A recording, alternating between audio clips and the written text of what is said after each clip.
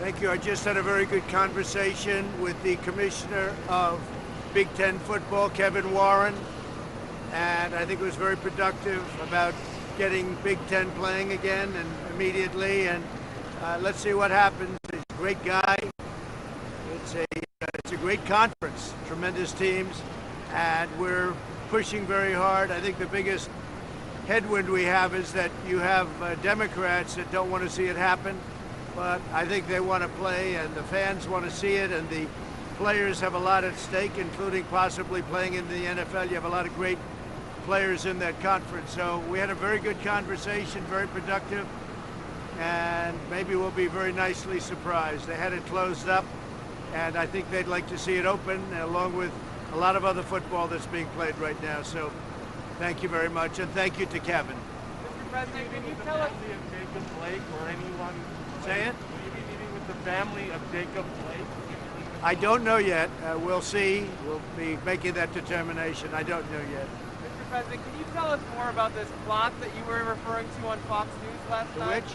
This plot of people gathering on a plane in Deere.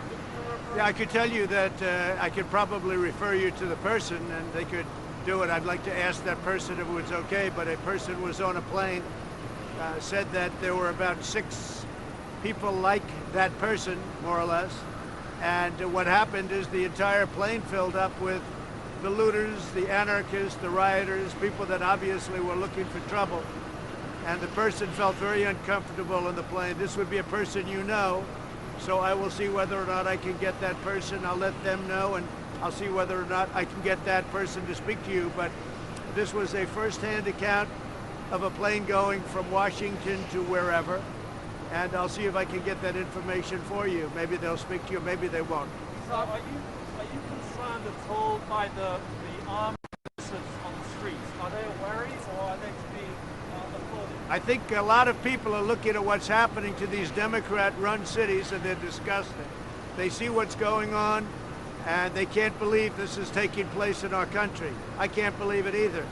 One of the reasons I'm making the trip today and going to Wisconsin is we've had such a big success in shutting down what would be right now a city that would have been Kenosha, a city that would have been burnt to the ground by now. And we're going to really say hello to law enforcement and the National Guard.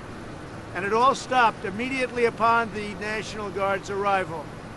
So, you know, it'd be easy to stop. I saw last night where these radical anarchists were trying to get into the mayor's house, and lots of bad things were happening to this poor, foolish, very stupid mayor. I mean, how he could be mayor, I have no idea, but all he has to do is call, and within 10 minutes, their problem will be over. As you know, they have to call us. They have to call and request help. All he has to do is call, and the problem will end. They had tremendous numbers of people really harassing him horribly, and I guess trying to break into his house. And he still sticks up with them because he's a fool. Only a fool would stick up for him. These are anarchists, these are agitators, they're rioters, they're looters, they're bad people. They're burning down Portland. And you take a look at that, you take a look at the scenes last night, and then the fake news media will say that they're friendly protesters. Because you people, I'll tell you, if we only had an honest press in this country, it would be much more advanced. But we have a very dishonest press.